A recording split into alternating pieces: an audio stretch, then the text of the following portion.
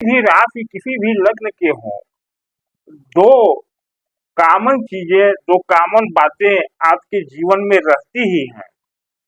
पहली बात यह है कि हर व्यक्ति एक सुनिश्चित इनकम, एक बड़ी इनकम यानी बड़ी आय का स्रोत चाहता है। सभी चाहते हैं जो भी इस संसार में है। दूसरी बात सब में कॉमन है कि सभी व्यक्ति शनि देव से कहीं न कहीं भय खाते हैं, डरते हैं। यह डर ज्योतिषियों ने बैठाया है या कैसे है, हम इसकी बात नहीं करेंगे, लेकिन आप सभी शनि से भय खाते हैं और एक निश्चित और बड़ी इनकम जो हमेशा बढ़ती ही जाए, ऐसी इनकम जरूर चाहते हैं।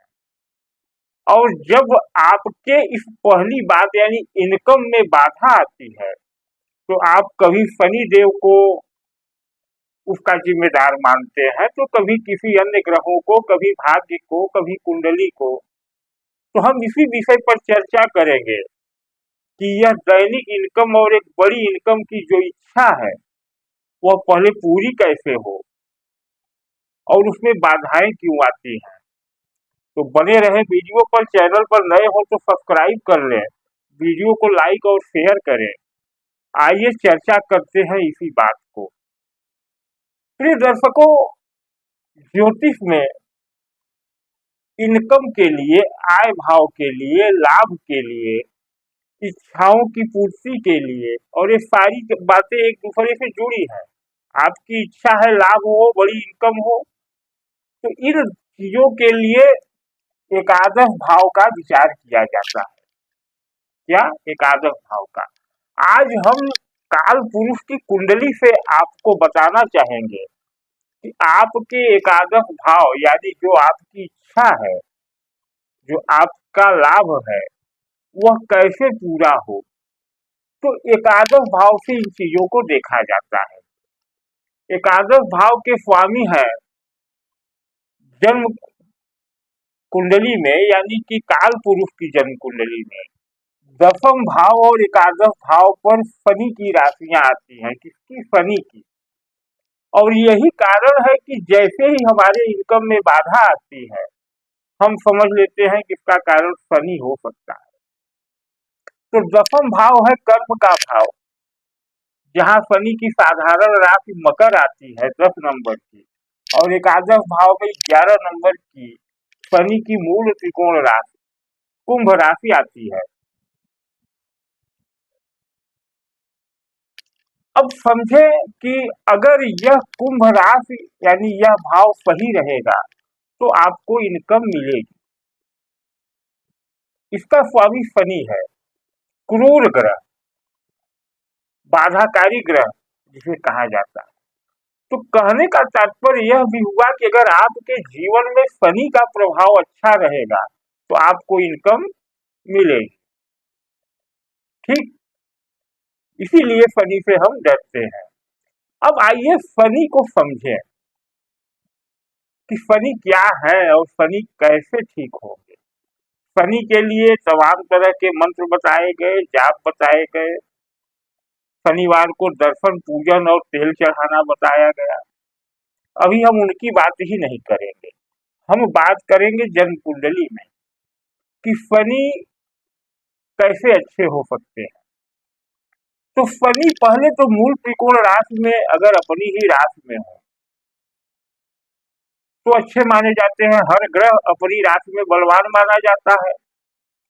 अब देखिए, एक बात और समझिए कि शनि का यह प्रभाव, एकादश भाव का प्रभाव किसके लिए है।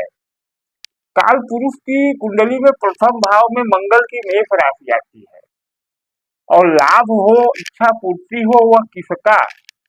प्रथम भाव को व्यक्तित्व कहा जाता है, तो व्यक्ति का ही तो लाभ है। व्यक्ति नहीं तो एकादश भाव का क्या महत्व है। तो यानी व्यक्तित्व यानी मंगल, व्यक्तित्व का संबंध मंगल से है। तो शनि किसको लाभ पहुंचाते हैं? मंगल को।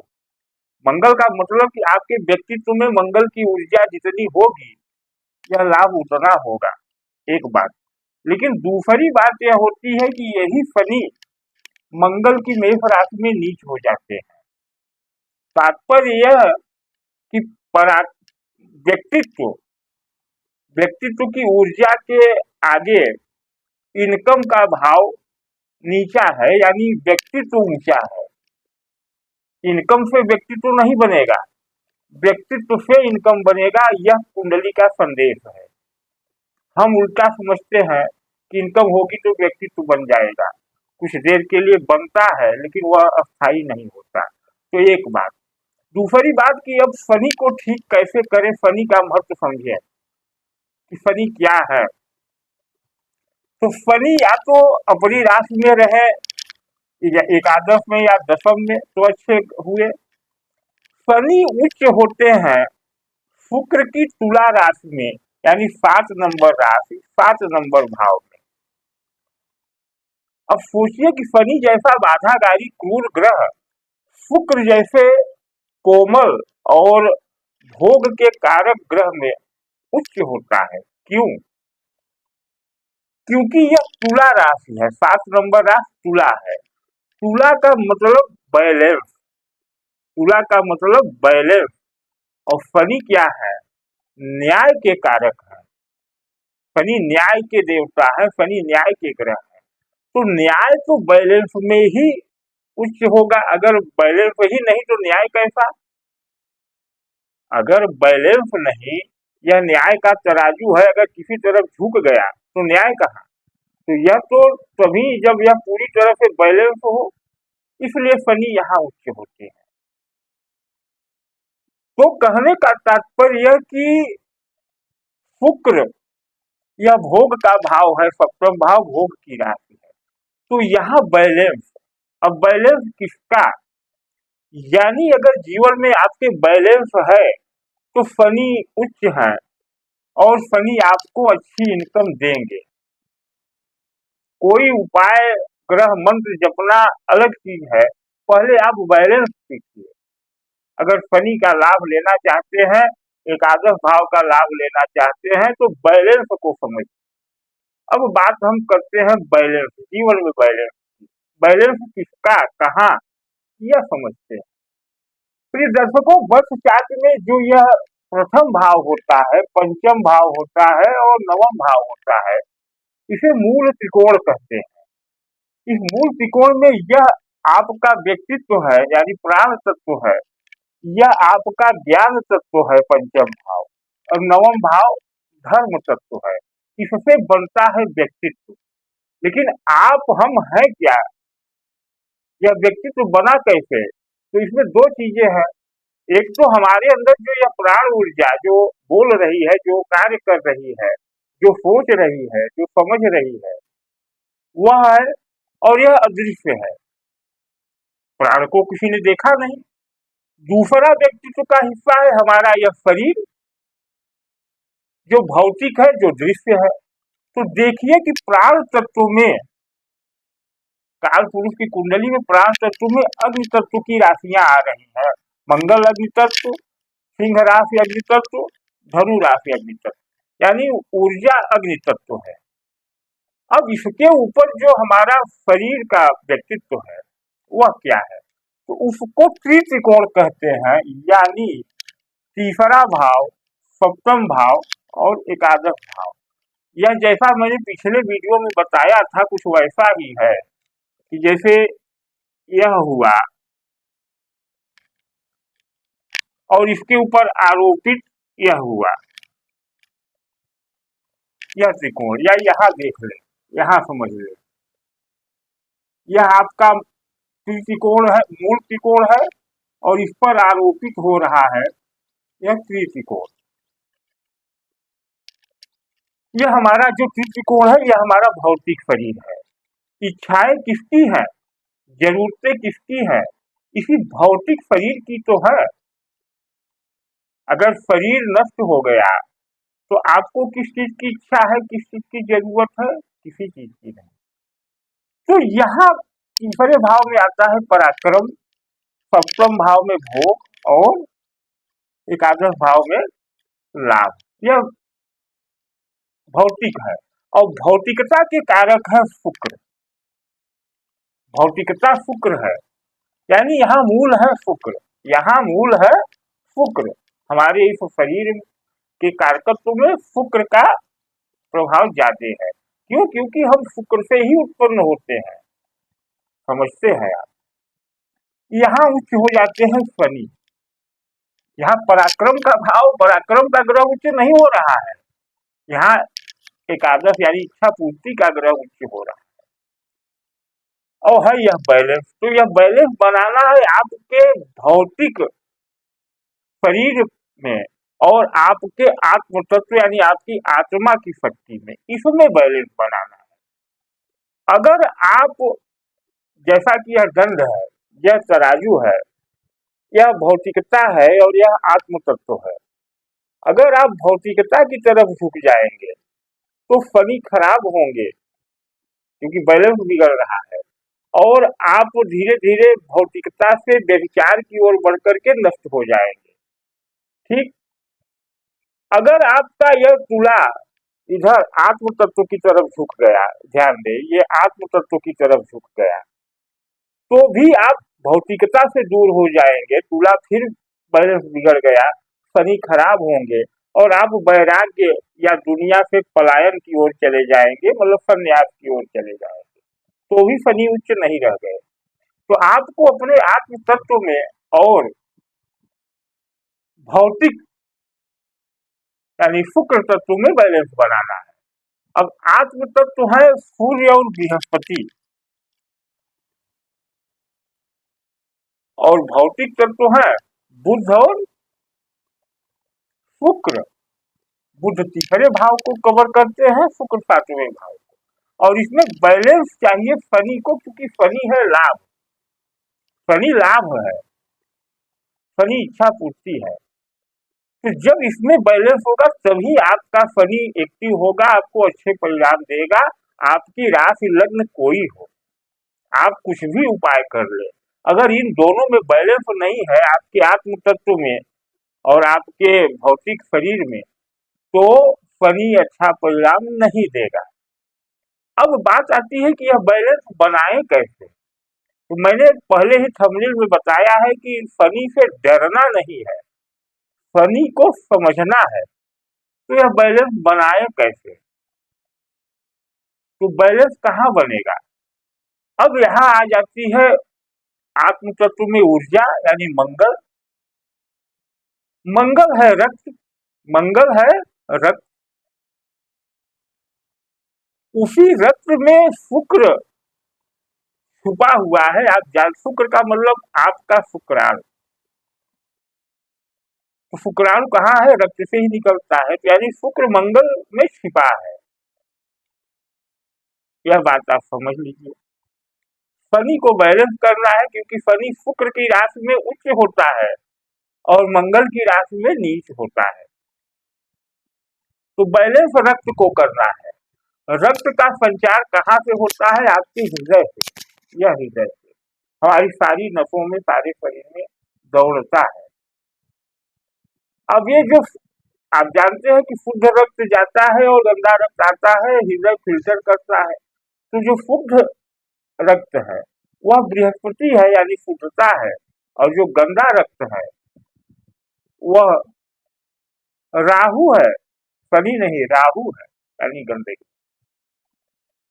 बैलेंस करना है आपको रक्त को, रक्त के बहाव को, और इसीलिए हमारी सनातन संस्कृति ने योग का आविष्कार किया, योग को खोजा इसी बैलेंस को करने के।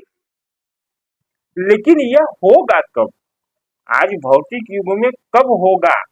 तो इसके लिए आपको एक साधन चाहिए जिससे कि आप इस बैलेंस को करके उच्च शनि का प्रभाव ले सकते हैं। वह साधन क्या है? तो वह साधन है मंगल की साधना। आप परिचित है कि शनि का प्रभाव बजरंगबली के भक्तों पर नहीं पड़ता, तो प्रभाव नहीं पड़ता, ऐसा आपने सुना है। तो बजरंगबली क्या है? मंगल है। लेकिन यह बजरंगबली का जो मार्ग है, यह कह लीजिए कि ब्रह्मचर्य का पालन करने वालों के लिए है। आप शुक्र से जुड़ गए हैं क्योंकि आप जीवन में दाम्पत्य जीवन में है, अगर नहीं है तो उधर जाना है। तो आपको दूसरा जो भाव है देवी भाव, बजरंगबली पुरुष भाव है, और आपको सप्तम भाव को बैलेंस करना है, यहाँ बैलेंस की राशि है। तो यह स्त्री भाव है, भोग का भाव है, तो यह देवी भाव है।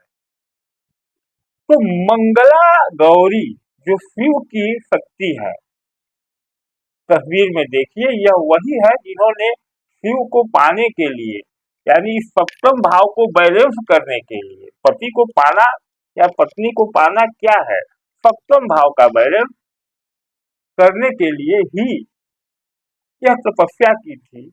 वही स्वरूप मंगला गौरी है, यानी जो सदैव मंगल करती हैं और मंगल के प्रभाव को सही करती है। इनकी साधना, अब इसके लिए दो विधियां हैं, या तो आप मंगलवार को व्रत रह करके करें, लेकिन आपको सप्तम भाव को बढ़ाना है, कब शनि उच्च होगा, यह सप्तम भाव जितना बलवान होगा शनि उतना उच्च होगा। कहीं भी शनि बैठा हो तो आपको शुक्रवार के दिन विशेष प्रयोग करने चाहिए। प्रयोग क्या है, आप शुक्रवार को पहले तो दीक्षा ले मंगला गौरी साधना की, हमारे से हमने इस मंत्र को सिद्ध किया है। मंगला गौरी का मंत्र है ओम ह्रीं मंगला गौरी देव्ये सर्व बाधा नाशाय ओम फट स्वाहा। इसकी दीक्षा ले, और दीक्षा के लिए आपको यह यंत्र प्राप्त करना होगा, क्योंकि मैंने बताया कि रक्त है मंगल, और बिना मंगल के ठीक ये शुक्र बैलेंस नहीं होगा, सप्तम भाव बैलेंस नहीं होगा, क्योंकि रक्त में ही शुक्र छुपा है। तो हृदय के स्थान पर यह यंत्र आकर के आपके हृदय के गति को बैलेंस करता है, और जब हृदय की गति बैलेंस होगी तभी रक्त में उच्चता आएगी, और जब रक्त बलवान होगा तो शुक्र बलवान होगा, क्योंकि शुक्र में रक्त में ही छिपा है, और जब शुक्र बलवान होगा तो शनि उच्च होकर के एकादश भाव का फल यानी आपकी इच्छाओं की पूर्ति करेंगे। तो इसके लिए आपको दीक्षा लेकर के हमसे यह यंत्र प्राप्त करना चाहिए। अगर आपके जीवन में समस्याएं हैं तो, नहीं है तो धन्यवाद, कोई बात नहीं। लेकिन अगर आपकी इच्छा पूर्ति में कमी है तो आपको यह करके देखना चाहिए। विधियां आपको व्हाट्सएप पर बताई जाएगी पूरी, लेकिन थोड़ी मैं बता दे रहा हूं कि संकल्प लेकर के और शुक्रवार को केवल इन मंगला देवी का हवन करना है। हवन क्या है, स्वाहा, और इस स्वाहा से ही शुक्र बलवान होता है, और जब शुक्र बलवान होता है तो बैलेंस बलवान होता है, और बैलेंस बलवान होता है तो शनि उच्च होते हैं। तो इसमें बहुत व्यय नहीं है आपका, मैं पहले भी बता चुका हूँ, बहुत व्यय नहीं है। मात्र 1100 रुपए में आपको यंत्र और दीक्षा दोनों मिल जाएंगे, क्योंकि इस पर थोड़ा व्यय आता है यंत्र तैयार करने में, और बिना यंत्र के दीक्षा का कोई मतलब नहीं है, क्योंकि आपके रक्त के प्रवाह को जब तक नियंत्रित नहीं किया जाएगा शनि आपका उच्च होगा ही नहीं। आप लाख शनि के मंत्र जपते रहिए, शनि के मंदिर में जाते रहिए, मूल तो शनि शुक्र की राशि में है उच्च। तो इस तरह से बैलेंस करके आप व्हाट्सएप कर सकते हैं दिए गए नंबर पर, और जो आपको बारकोड दिया गया है इस पर आप शुल्क अदा करके व्हाट्सएप करके आप सारी जानकारी, सारी विधि प्राप्त कर सकते हैं। बेवजह फोन कॉल न करें, निवेदन है फोन कॉल न करें। आप पहले व्हाट्सएप पर मैसेज दें, अपना नाम परिचय बताएं, हमारी तरफ से कॉल किया जाएगा। धन्यवाद। आज का वीडियो यहीं तक। आप समझ गए होंगे कि जीवन में शनि का क्या महत्व है, और आपकी इच्छाओं की पूर्ति के लिए शनि कितने प्रभावी और कारक है। चैनल पर नए हो तो सब्सक्राइब कर ले, वीडियो को लाइक और शेयर करें। धन्यवाद।